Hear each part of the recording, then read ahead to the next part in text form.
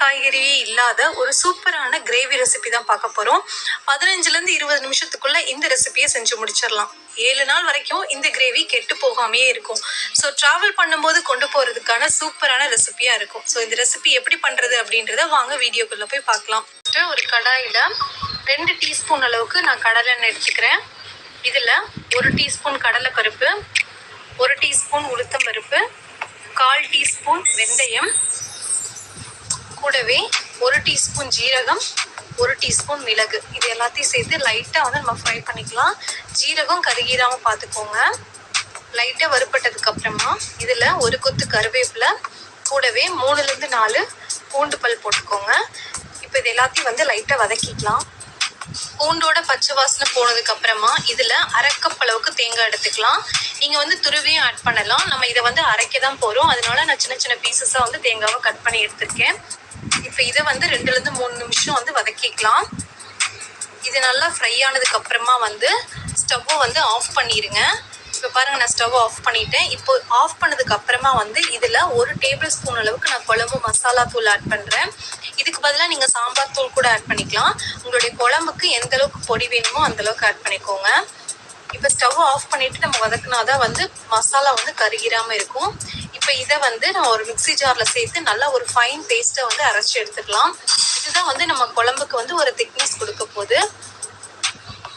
So இதில் வந்து தண்ணி ஊற்றி நான் அரைச்சி எடுத்துக்கிட்டேன் இந்த மாதிரி.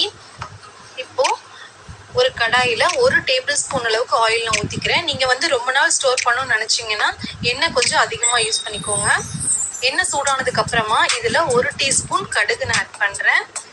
கடுகு நல்லா பொரிய விடுங்க, அப்போ தான் நல்லா வாசனையாக இருக்கும். கடுகு நல்லா பொரிஞ்சதுக்கு அப்புறமா இதில் 1 கொத்து கருவேப்பிலை. இப்போது இதில் ஒரு 7லேருந்து 8 நம்பர் அளவுக்கு நான் சின்ன வெங்காயம் வந்து சின்ன சின்னதாக கட் பண்ணி வச்சுருக்கேன். ஸோ அதை வந்து இது கூட ஆட் பண்ணிக்கிறேன். சின்ன வெங்காயம் வந்து நல்லா ஃப்ளேவர் கொடுக்கும்.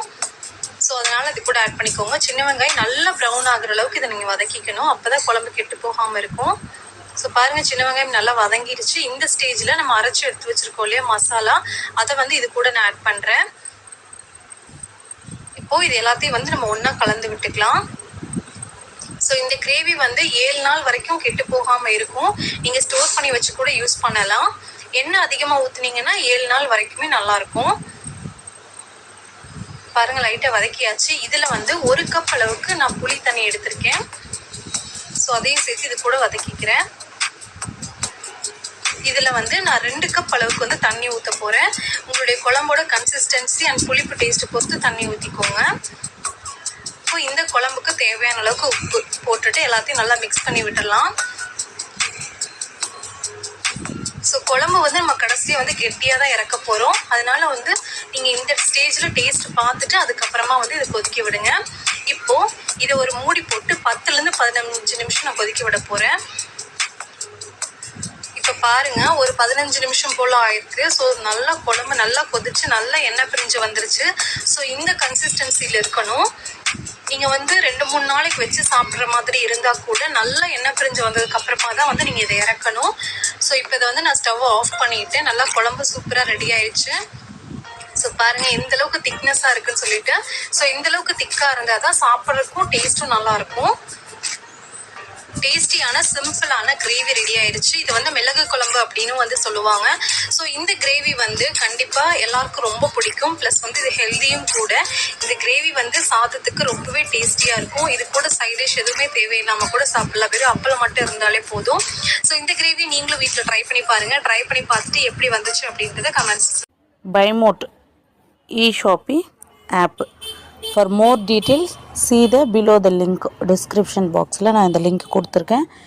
நீங்கள் இந்த பைமோட் ஆப்பை நீங்கள் டீட்டெயில்ஸ் பார்த்து தெரிஞ்சுக்கலாம், பொருளும் வாங்கிக்கலாம்.